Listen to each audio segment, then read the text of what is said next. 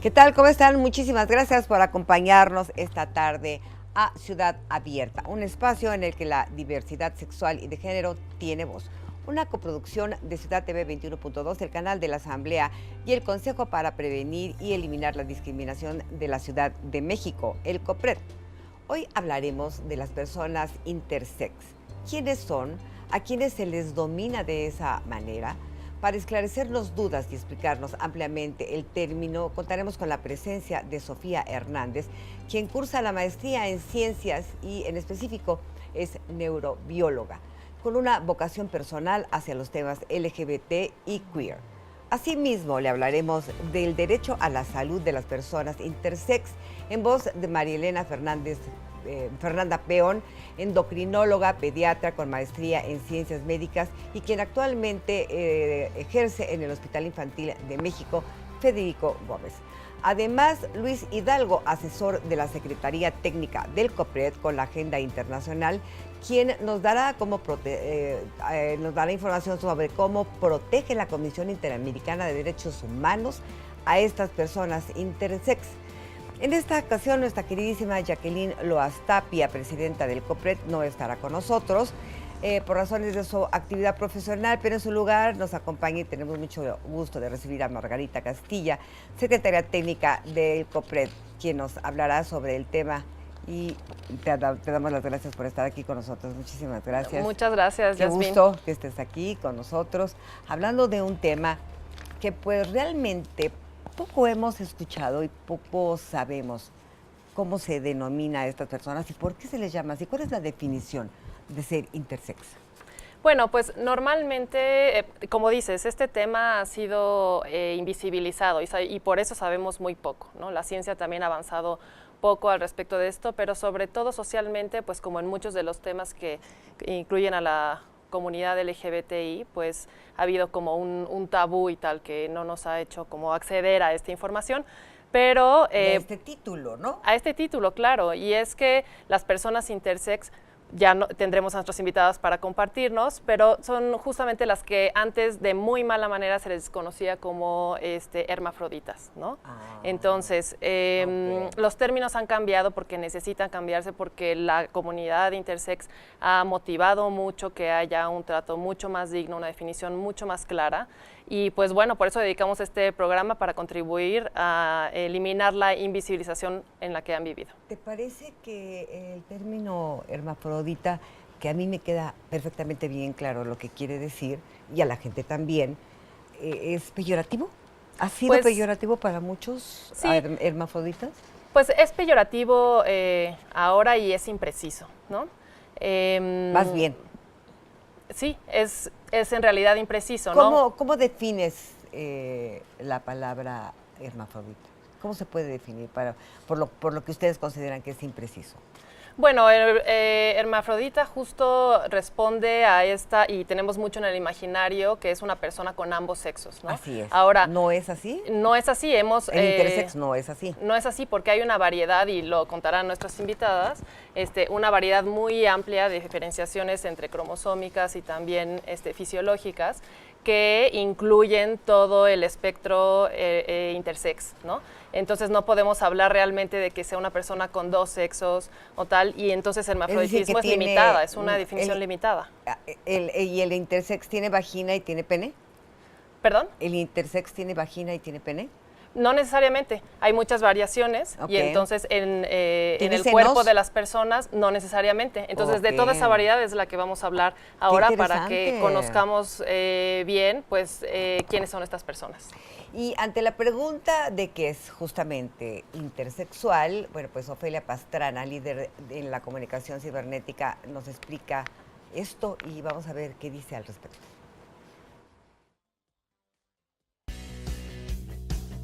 Hola amigos, ¿qué tal? Yo soy Ofelia Pastrana, of course en Twitter, y esto es Diagnosis Definiciones, el hermanito chiquito de Diagnosis para homosexual, donde hablamos de todo aquello que requiera de definir o por lo menos explicar, y donde yo les interpreto un poquito qué son las cosas y todo esto que nos sucede alrededor del mundo LGBT y demás. He hablado mucho acerca del tema de género, sobre todo el tema de identidades que se representan de género y que no se representan de género, como viene a ser lo queer, pero siempre queda al aire el blanco de la bandera trans, que además es sumamente importante y es todo lo que es genéticamente diferenciable como intersexo. No más para dejar en claro el por qué usamos nuestro sistema genético para identificarnos, porque es la última base en la que podemos llegar a mirar y encontrar una diferencia entre gente que se desarrolla consistentemente masculino según el estereotipo y el estándar de belleza y forma y cuerpos, y consistentemente femenino según el estereotipo y demás. Porque el problema de tomar las medidas genéticas, que es por lo general lo que nos dicen las chicas trans, no puedo creer que aún así en los genes vas a ser diferente, es que una mirada cromosomática se va a topar con que los cromosomas de una persona masculina es XY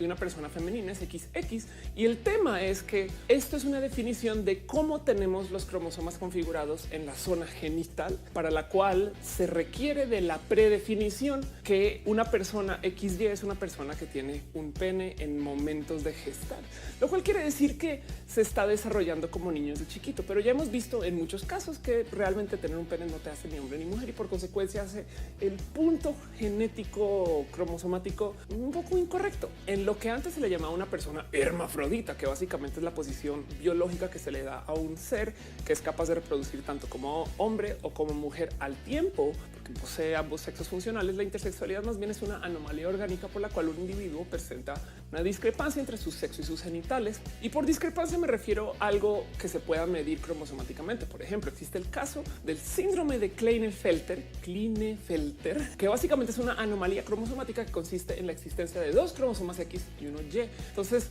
en este caso afecta principalmente a los hombres y ocasiona algo así como, pues bueno, se llama hipogonadismo, pero pues por así decirlo, ocasiona desarrollos genitales diferentes. Eso no quiere decir que la persona se vaya a desarrollar explícitamente mezclada en general, sino que más bien donde se mide el punto de definición sexual, no hay una línea muy clara diciendo, uy, lo ponemos con los que se van a desarrollar hombres o con los que se van a desarrollar mujer. Y por consecuencia, la gente que tiene Klinefelter, pues básicamente entra como un espacio donde, entonces, ¿qué hacemos? ¿No? Si tenemos que adherirnos a este sistema binario donde hay hombres y hay mujeres y los hombres entonces tienen que vivir bajo el XY y las mujeres bajo el XX, pues la verdad es que la gente intersexual se topa con pues no sé qué hacer. La preocupación de los padres por lo general suele ser que qué nombre le pongo al bebé o cómo lo crío, niño, niña. Además, no podemos de verdad decidir, y la gente intersexual luego más adelante en su vida se puede topar un poquito con la verdad es que yo siempre quise ser mujer y no pasa nada. Entonces técnicamente la gente intersexual no necesariamente es una persona trans, como alguien que tiene que deshacer una pubertad para entrar a otra, porque es una persona que capaz y vivió bajo un tratamiento hormonal para cumplir con lo que sus genitales no estaban entregando en ese momento, y de cierto modo pues es básicamente quizás trans desde nacer o no trans desde nacer, lo cual lo vuelve muy complejo de definir exactamente dónde está parada esta persona intersexual. Asimismo, también hay mucha gente del ámbito blanco, por así decir, de la gente intersexual, que no necesariamente se tiene que definir parte del LGBT, porque ni siquiera están llevando una vida que tenga que atravesar por diferencias en atracción o en identidad sexual. Ahora, la gente intersexual de por sí a veces pasa un poco por esta crisis de ya descubrí qué soy y ya descubrí que mis problemas y complicaciones y demás en cómo yo me percibo a lo mejor vienen un poco de una formación que se me asignó por mis padres que decidieron que iba a ser hombre. Entonces, en ese caso, esta gente dice, pues yo creo que debería de deshacerla, pero eso no quiere decir que es tengo disforia, no quiere decir que es me siento en el cuerpo que no es, simplemente es un caso de qué confusión, porque yo de cierto modo siento que mis genitales son más masculinos que femeninos y por consecuencia a lo mejor eso significa para esa persona intersexual que yo debería de haber sido hombre. O sea, es gente que realmente nace en la posición de no tener sexo alguno o de tener todos los sexos al tiempo, que me parece una situación fenomenalmente bella, pero además también despierta todas estas dudas de entonces, ¿dónde está lo trans? La gente intersexual por lo general no se representa tan fuertemente como la gente trans porque son casos un poco más al borde, pero eso no le quita la validez a que también están sujetos a las mismas leyes que la gente trans, donde si cambian de sexo o género, pues a lo mejor también hay que cambiar el nombre, donde si quieren ir al baño de hombres porque toda la vida a lo mejor se presentaron como hombres y resulta que genitalmente se identifican mujeres y ahora lo van a cambiar. Entonces tenemos que pelear por ese permiso para que entren al baño, y donde no realmente puedes tú identificar que es una persona que quiere transicionar, capaz. Y hay mucha gente intersexual que prefiere no elegir su sexo y más bien deciden ser hombres y mujeres al tiempo y se vuelven parte como una vida como queer sin ser parte de la comunidad o siendo parte de la comunidad, pero más bien porque trae esta identificación de así es como me hizo mi cuerpo de ambos lados al tiempo. ¿Por qué no es una persona hermafrodita? Es porque técnicamente no estás en capacidad de tener sexo en ambos casos al tiempo, como hombre y como mujer, genitalmente para reproducir, que es lo que se le asigna a esta palabra del hermafroditismo. Más bien lo que pasa es eres intersexual porque no encajas en la definición cromosomática de hombre o la definición cromosomática de mujer, que de todos modos casi nadie lo hace. No más por dejar el recordatorio, cuando ustedes miden su sistema cromosomático, que realmente es un poco tonto porque uno no anda por la vida diciéndole a la gente, para poder saber si te voy a tratar como hombre, déjame ver tus cromosomas. Más bien, lo que sucede es cuando tú tomas una medida cromosomática, puede que te topes con grandes partes de tu cuerpo que no encajan con el XX o el XY. Y la única que le importa a la gente que va a asignar el sexo, como se hace supuestamente por la definición del libro de esta es la asignación, se fijan en cómo estás tú en tus genitales. Y por eso es muy complejo para la gente que tiene el efecto, porque capaz y tú tienes un desarrollo XXXY, un desarrollo XYY o un desarrollo que de cierto modo tiene algo no más en algunas partes de tu cuerpo, pero para todo lo demás sigue siendo tú y realmente tu vida se vuelve simplemente un caso de decidir voy a ser hombre, voy a ser mujer y aceptar lo que tus padres te dieron o lo que tú te diste y por consecuencia necesariamente más bien te inscribes en un género en vez de lo transicionas. Yo soy Ophelia Pastrana, of course en Twitter, espero se haya explicado y si no, dejen preguntas. Los quiero. Margarita, luego entonces, esto es una condición, porque si estamos hablando de cromosomas, quiere decir, por ejemplo, cuando un chico nace con, o una niña nace con síndrome de Down, es una condición porque le falta un cromosoma, etcétera, etcétera. Se puede decir que es una condición, no es así nacen biológicamente, así se ven y de repente te das cuenta que tienes ambos sexos y que puede llegar el momento que tienes que decidir qué quieres ser y hacia dónde te inclinas más, hacia ser hombre o hacia ser mujer, ¿no? Claro, aunque es importante ahora o tener los dos. Claro, ahora que pone sobre la mesa el asunto de si es una condición de salud o no, creo que es muy conveniente precisar que ha habido una patologización de la condición intersex y esto en general ha sido adverso al desarrollo pleno de las personas intersex, ¿no? Y del ejercicio de sus derechos. Es decir, convertir una situación de diversidad en una situación necesariamente patológica, digamos, o relacionada necesariamente con una enfermedad, de lo cual hablaremos también más adelante. Pero vamos, sí hay que entenderlo como una definición, algo que sucede en el cuerpo, sí. Algo que sucede y algo que le pega mucho a la familia y por supuesto a la persona que nace así, ¿no? Claro, y le pega mucho a la familia por las construcciones y a la persona por las construcciones sociales que tenemos respecto a lo que significa ser hombre y cómo se debe de ser, y lo que significa ser mujer y cómo se debe de ser. Pero yo creo que sí debe ser un shock para la persona que dice, bueno, yo puedo, no sé si soy hombre o no sé si soy mujer, pero a mí me gustan más las mujeres o me gustan más los hombres. Yo creo que tomar esa decisión y verse en un cuerpo indeterminado, por llamarlo de alguna manera, debe ser un tanto difícil, ¿no? Sí. Aunque también, pues, desde cierta otra plataforma, pues, consideramos que hay como ciertas barreras sociales, ¿no? Como para aproximarnos a las diversidades, ¿no? Y entonces, pues, lo más importante es como acceder a información para terminar con el desconocimiento de lo que son las personas. Claro. Es que lo tenemos muy, muy mal. Y bueno, vamos a ver vamos a corte y ahorita seguimos platicando con este importantísimo tema. Regresamos a Ciudad Abierta.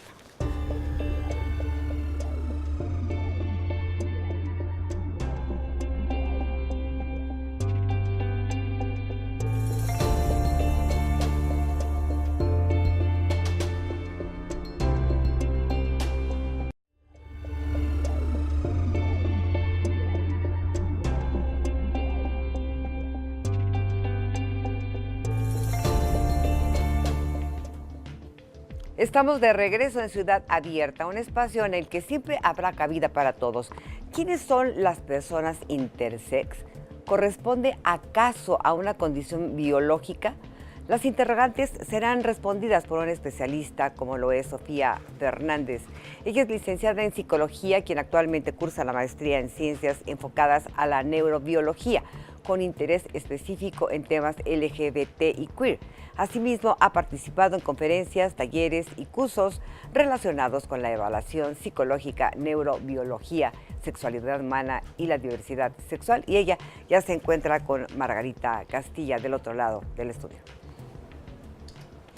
Pues Sofía, muchísimas gracias por acompañarnos hoy aquí. La verdad es que nos sentimos muy halagados de tenerte y de que nos puedas por invitarme. y que nos puedas compartir, pues, quiénes son las personas intersex. Que es algo que mucha gente no conoce, incluso en el área médica es algo de lo que no se habla. Las personas intersex son todas aquellas personas que al nacer o posteriormente sus genitales o su sistema reproductor no coinciden específicamente en lo que se define como masculino o femenino. Ok, y bueno, este grupo tradicionalmente ha estado invisibilizado, ¿no?, dentro de la población. Cuéntanos un poco cuáles son las principales formas en las que viven la discriminación, los prejuicios, los estigmas a los que se enfrentan.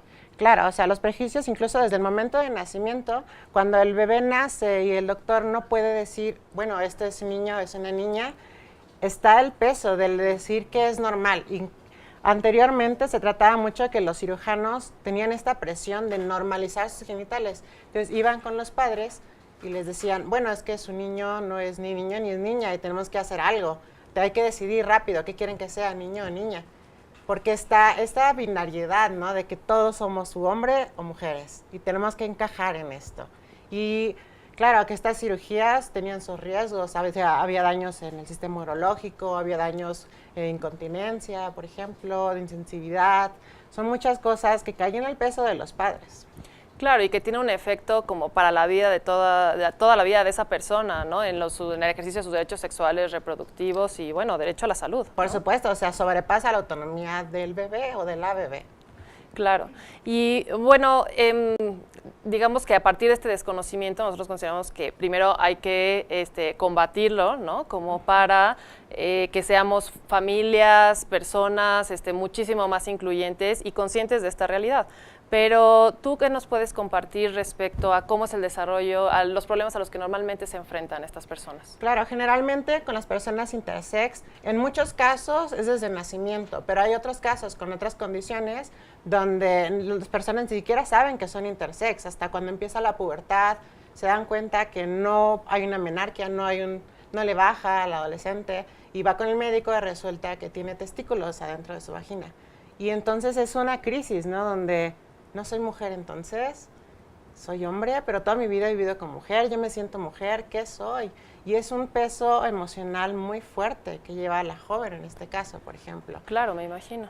¿Qué escuchamos? El clásico discurso de los conservadores, ¿no? De Dios hizo hombre y Dios hizo mujer. Y estas personas dicen, bueno, ¿y entonces yo en dónde estoy? ¿A mí cómo me hizo?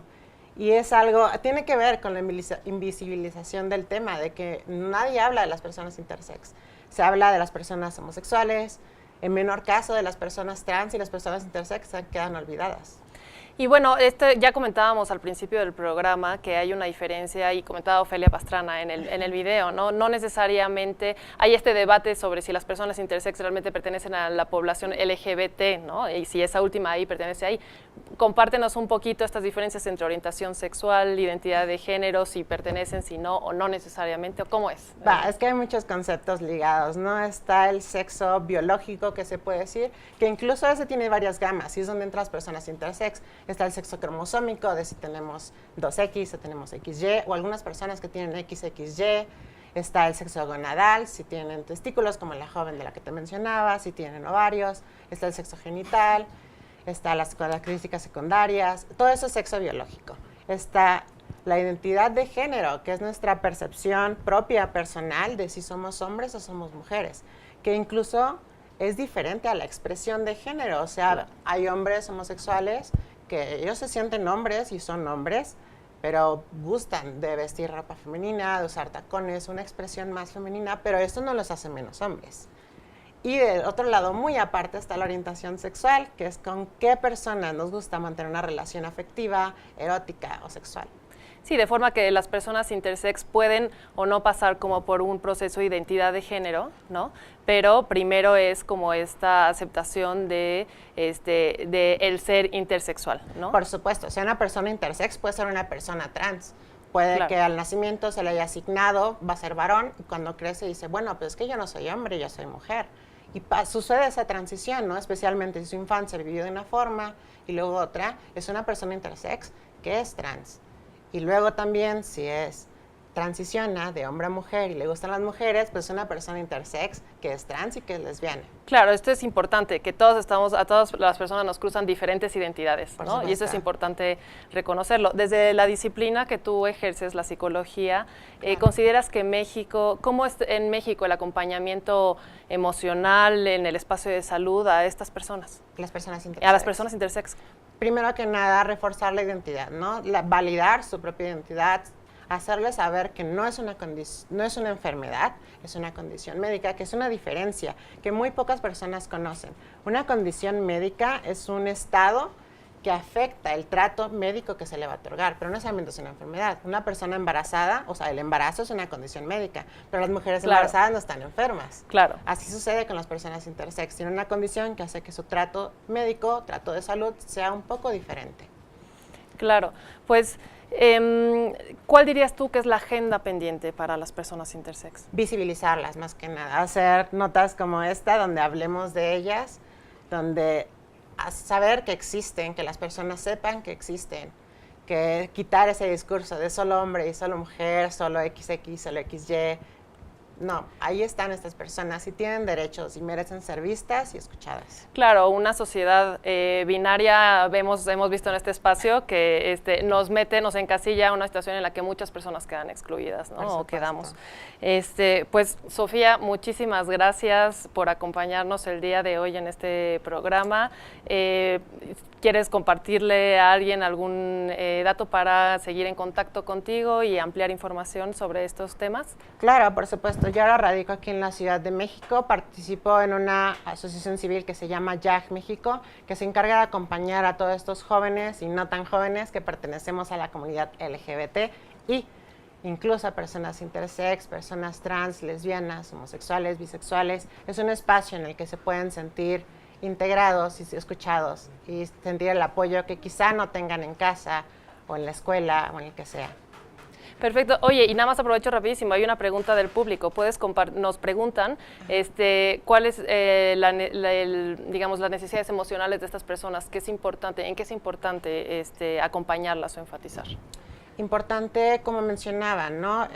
La seguridad propia, el autoconcepto, reforzar la identidad y a veces incluso con la familia, un acompañamiento de la familia.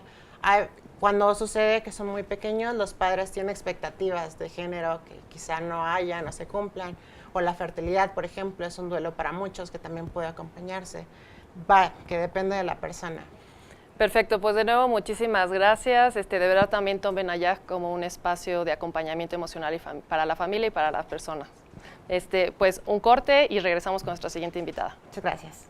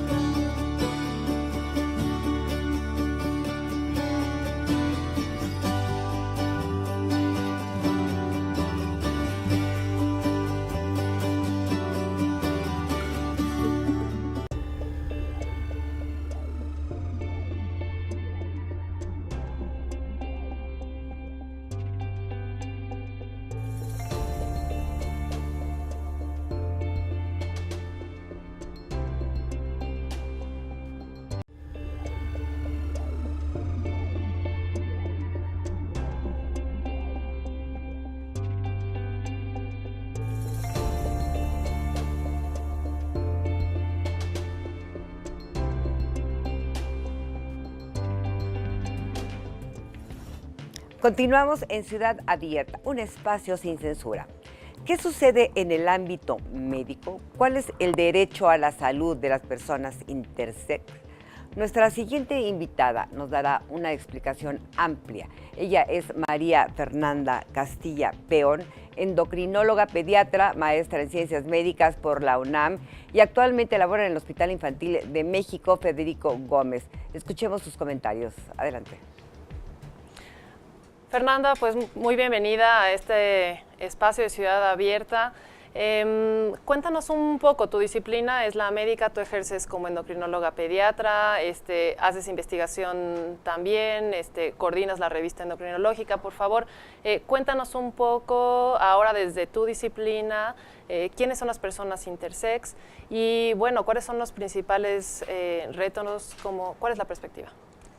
Bueno, las personas intersexuales han existido desde siempre, pero es solo hasta hace relativamente poco que se conoce más sobre los mecanismos biológicos que orquestan el desarrollo del aparato reproductor femenino, masculino y sus variantes.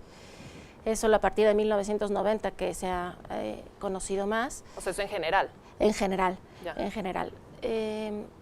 Como comentaron antes de mí, las personas intersexuales son aquellas cuyo desarrollo embriológico de los aparatos reproductores femenino y masculino no son los que típicamente ocurren en los bebés al nacer de sexo masculino o femenino.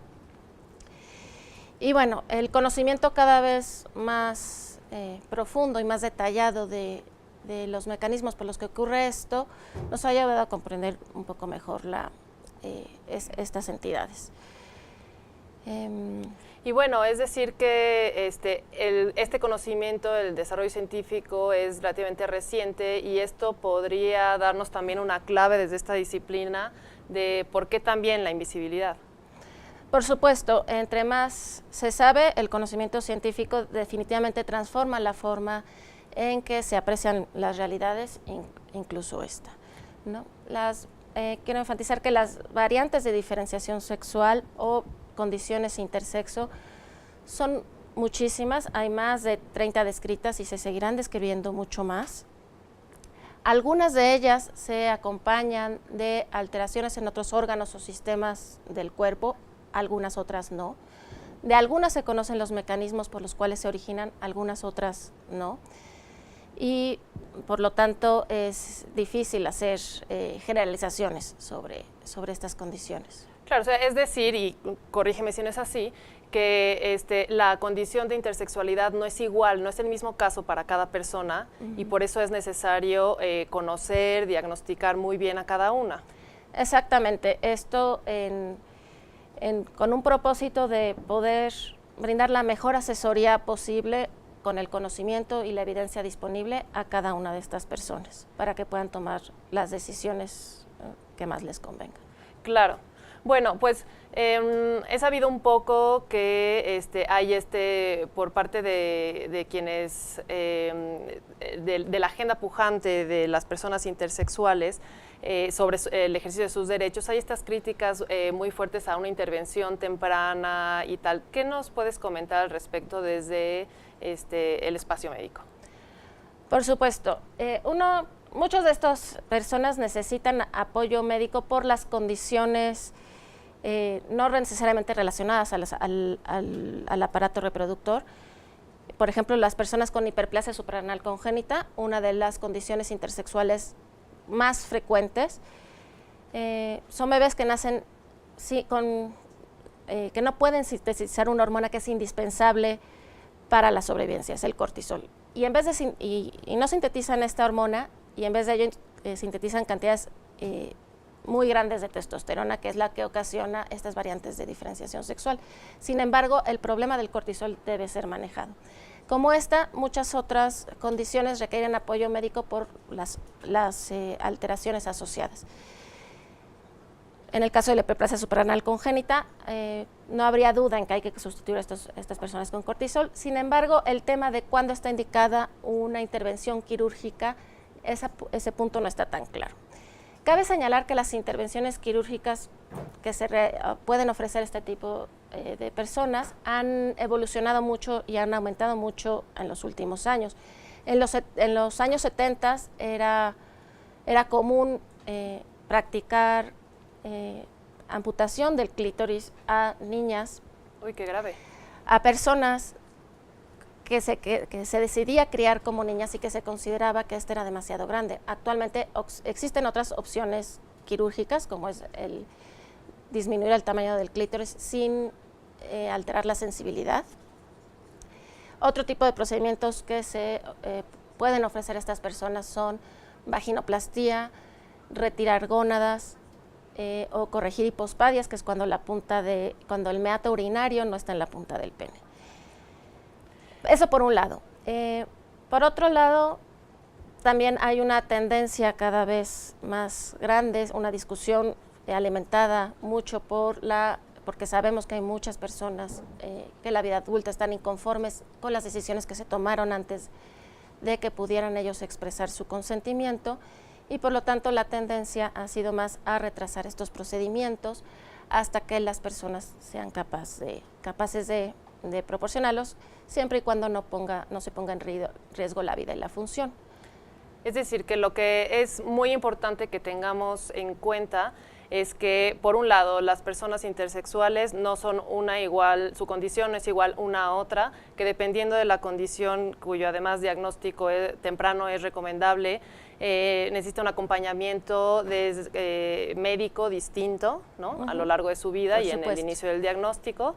Y bueno, que existe una recomendación amplia para disminuir las intervenciones quirúrgicas a una etapa en la que las personas puedan otorgar su consentimiento, de tal forma que pues también todo el proceso de la identidad de género, de elección y tener un consentimiento informado sea posible. Claro, enfatizo mucho que hay mucho que no se sabe respecto al desarrollo embriológico y mucho menos se sabe a la relación de con el desarrollo psicosexual a largo plazo. Está en el mayor interés de todos el brindar la mayor cantidad de opciones que favorezcan el mejor bienestar de estas personas en la vida adulta. No es lo mismo una persona con insensibilidad completa a andrógenos que una persona con deficiencia de 5-alfa reductasa, dos de los muchos diagnósticos posibles en estas personas. Algunas de las condiciones se asocian a un alto riesgo de desarrollo de cáncer en las gónadas. Por gónadas me refiero a los testículos y ovarios, si se dejan sin retirar en estas personas. Algunas de estas condiciones el riesgo de cáncer no es tan alto, por eso la decisión debe ser individualizada. La decisión debe ser tomada por un equipo interdisciplinario. Estos pacientes deben ser tratados en clínicas especializadas en variaciones de la diferenciación sexual constituidas por profesionales de salud mental, trabajadores sociales, psicólogos, endocrinólogos, cirujanos expertos en cirugía urológica en niños y en niñas, educadores, los padres y por supuesto el niño o la niña si están en condiciones de expresar sus intereses. Claro, bueno, y lo que has puesto ahora sobre la mesa es como todo un equipo dedicado a satisfacer el derecho a la salud, que tiene que ser entendido como el nivel más alto posible, ¿no?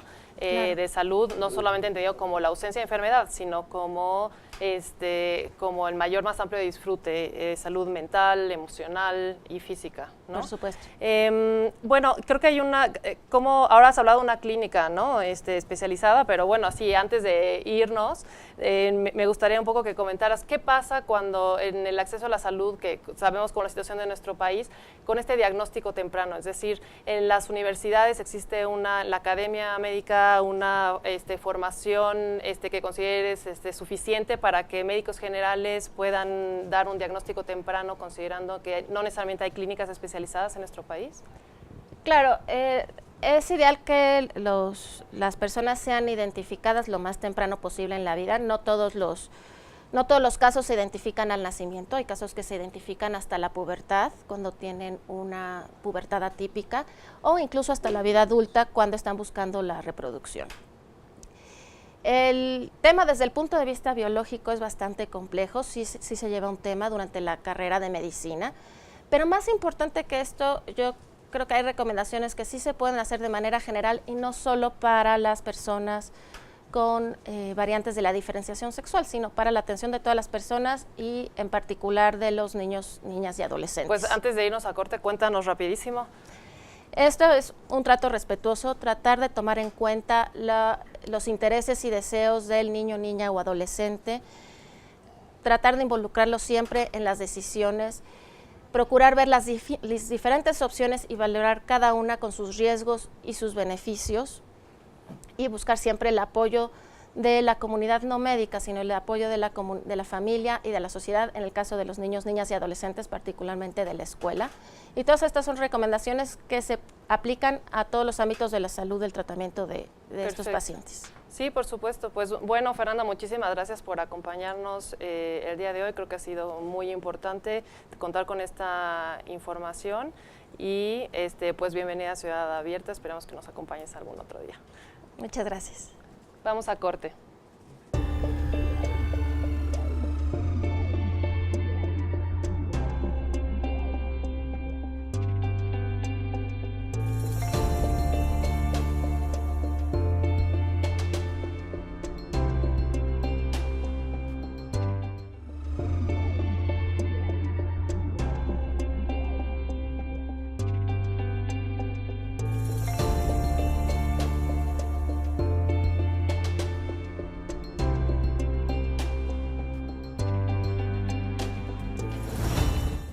Bueno, pues muy interesante el tema de hoy, las personas intersex.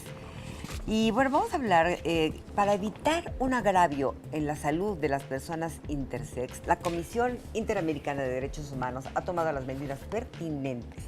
Y quien tiene la información minuciosa al respecto es Luis Hidalgo, asesor de la Secretaría Técnica del COPRED, que ya se encuentra con Margarita Castillo. Vamos con ellos. Gracias, Yasmín.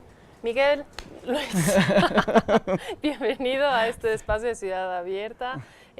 Y bueno, como cada semana tenemos la nota internacional y ahora estás tú para dárnosla. Sí, claro. Hemos hablado de esta agenda pendiente de la comunidad intersex y de este incipiente desarrollo por la lucha por sus derechos. Cuéntanos cómo es en el espacio internacional. Pues mira, en el espacio internacional, desgraciadamente, igual como en los espacios nacionales o locales, todavía falta mucho por hacer. Yo vengo a platicarles un poco de la audiencia pública que hubo en las sesiones de la Comisión Interamericana de Derechos Humanos este año, en donde participaron algunas organizaciones que llevan el tema intersex. Estuvo Natasha Jiménez, que fue justo también una de las ponentes que tuvimos en el Foro de Familias Diversas en COPRED, y otras organizaciones de México, Estados Unidos, Chile. En esta audiencia, bueno, salieron estas mismas problemáticas de las que hemos hablado durante el programa, que pues es importante recalcar que la discriminación y la problemática que se vive de las personas intersex no es por orientación sexual, no es por identidad de género y por lo tanto no es una experiencia trans. Lo que quiere decir que la problemática intersex es una problemática aparte y específica, ¿no?, con lo que tiene.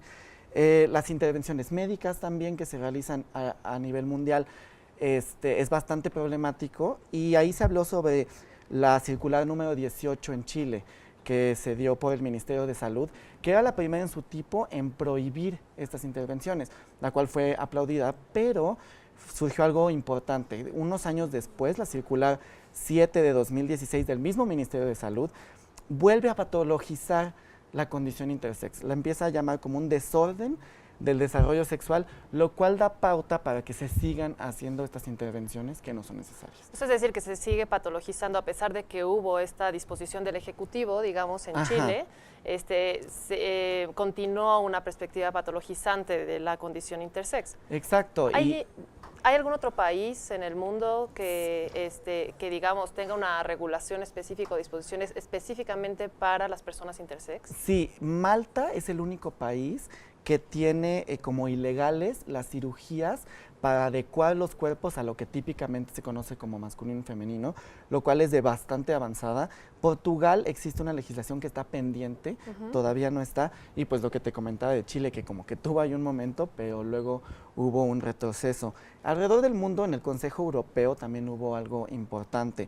Se emitió la resolución 2191, específicamente para promover los derechos humanos de las personas intersexuales y la eliminación de la discriminación. a este grupo, en el que reconoce que la mayoría de las personas intersex es una condición de salud que no les afecta, que por lo tanto no deberían haber intervenciones a menos que la persona destinataria sea quien decida, ¿no? Entonces, en esta resolución, pues enfatizaba que las leyes no deben ser un obstáculo para que las personas accedan a los derechos, sobre todo los derechos de la identidad y la salud, y pues esto implica nuevas interpretaciones de la Convención Europea de Derechos Humanos, sobre todo los artículos 3 de tortura, pues si estos procedimientos podrían considerarse como tortura, y del artículo 8, que es el derecho a la vida privada y familiar. Claro. Entonces, de acuerdo a esta protección de la integridad física y autonomía del cuerpo de las personas, pues se deberían prohibir, es lo que dice el Consejo Europeo, estas intervenciones normalizantes solamente cuando la vida de la persona esté en riesgo, ¿no? Claro, que son como los casos que nos comentaba Fernanda, nuestra invitada, ¿no? Que hay algunas de las variantes de diferenciación sexual que van acompañadas de alguna otra circunstancia que requiere una atención médica especializada, que de ella depende la vida. Exacto, o sea, si solamente se dan estas condiciones, pues una intervención médica estaría como bastante justificada. De otra manera, pues se le está asignando sin el consentimiento de esta persona y muchas veces sin el consentimiento informado de los padres tampoco, ¿no? Claro. Entonces, todas estas recomendaciones, por ejemplo, de la Comisión Interamericana, el Consejo Europeo, pues hace que los estados deban pensar otra vez su estructura y los servicios que ofrecen para que puedan aportar a las personas intersex de todas las edades, o sea, recién nacidas y pues ya de avanzada edad, de adolescentes, niños o más, pues que tengan información completa sobre su salud y para que puedan tomar decisiones libres por lo que sería su cuerpo y pues su identidad en el Claro, futuro. es decir que en la arena internacional, en estos dos espacios regionales al menos, ¿no? El espacio de la región latinoamericana y el europeo, aquello que se ha llevado a estas sedes ha sido un énfasis sobre la necesidad de un consentimiento informado por el ejercicio de la autonomía de las personas a decidir sobre su propio cuerpo, ¿no? Y su desarrollo psicoemocional, ¿no? Que acompaña las intervenciones, ¿no? Exacto, que pues te digo que estas recomendaciones al menos ponen ya el tema en la mesa para la discusión y es ahora trabajo de los estados, de las instituciones y también pues de la sociedad civil organizada para seguir pujando avances que puedan llevar a mejores resultados. De incorporar estos temas. Bueno, Exacto. pues Luis, muchísimas gracias por de estar nada. acá. Yo aprovecho para comentar que en muchos países también, para romper con este binarismo que ocasiona a veces la invisibilización de las personas intersex, se ha motivado, como en el estado de California, que haya reconocimiento en las actas de nacimiento de otras expresiones que no son necesariamente la masculina y la femenina, ¿no? Entonces esos también son avances jurídicos que van acompañando el desarrollo o la posibilidad de ejercicio de derechos para las personas intersex, ¿no? Pues muchísimas gracias de nuevo por estar aquí y darnos la nota internacional. Y vamos con Yasmín. Bueno, pues hemos llegado al final de esta emisión Ciudad Abierta, una coproducción de Ciudad TV 21.2, el canal de la Asamblea, con el Consejo para Prevenir y Eliminar la Discriminación de la Ciudad de México, el COPRED. Muchas gracias, creo que fue un gran tema que aportó muchísimo. Nos vemos el próximo miércoles, que la pasen muy bien y que tengan muy buena tarde. Y nos vemos el próximo miércoles en Ciudad Abierta. Muchas gracias.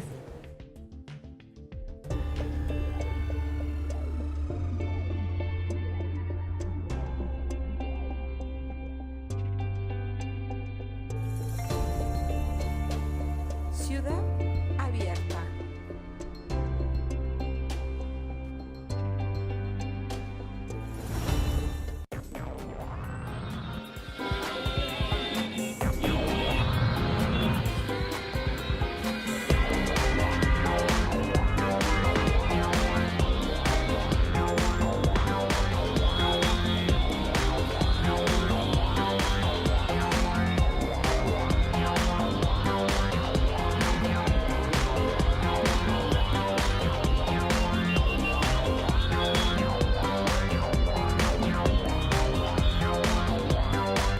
Ciudad TV 21.2, el canal de la Asamblea, presentó El ombligo de la luna, con la receta indicada para la neurona de el Dr. Volapsky y la deliciosa conducción de Yasmín Alessandrini.